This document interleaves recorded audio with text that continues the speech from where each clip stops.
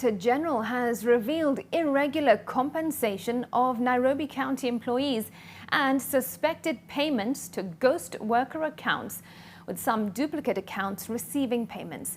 Documents seen by NTV infer that the county's human resources structure also contravenes age limit employability terms. NTV's Brian George explains. It is emerging that in the financial year 2022-2023, the Nairobi City County paid out 11.18 billion shillings in salaries and wages to county employees, contrary to Rule 25(1)(b) of the county government's public finance management regulations.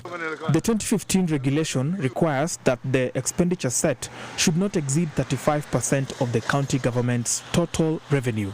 A further scrutiny of the payroll system for the year under review revealed that 3 employees shared one bank account, with officers employed on permanent and pensionable terms, while their age was over and above 50 years. Further, analysis of the payroll showed that there were 4 officers active in the payroll without salaries. 178 officers were paid leave allowance twice, amounting to 15.423 million shillings.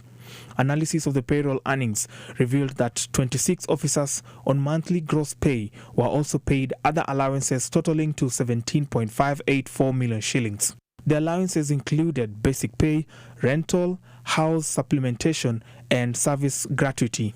A total of 393 officers whose pay deductions were not recovered from their salaries as required under the Income Tax Act.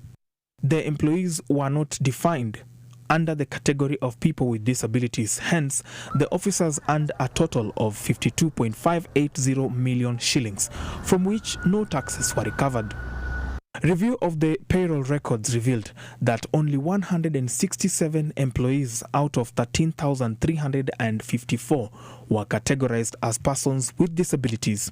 This constitutes 1.25% of the total employees, which was below the recommended level of 5% under Section 13 of the Persons with Disability Act 2013, which provides that the county shall endeavor to secure the reservation of 5% of all casual, emergency, and contractual positions in employment in the public and private sectors for persons with disabilities.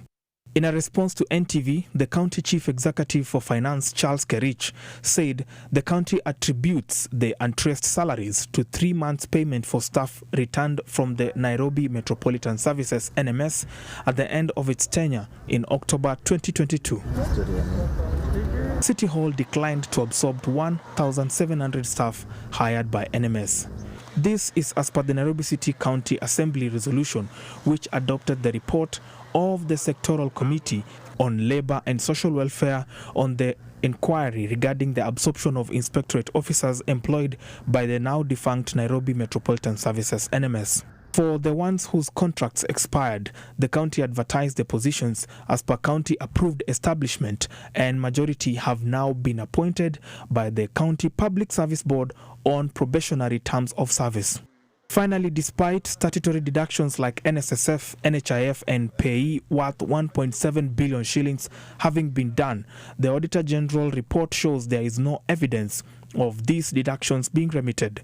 On this, the county in its response holds that the payments were processed through a system called Jambo Link, provided by Cooperative Bank, where gross salaries are submitted electronically through a secure link to Cooperative Bank has one consolidated file where the bank then prepares electronic funds transfer (EFTs) and real-time gross settlements (RTGS) to respective recipients.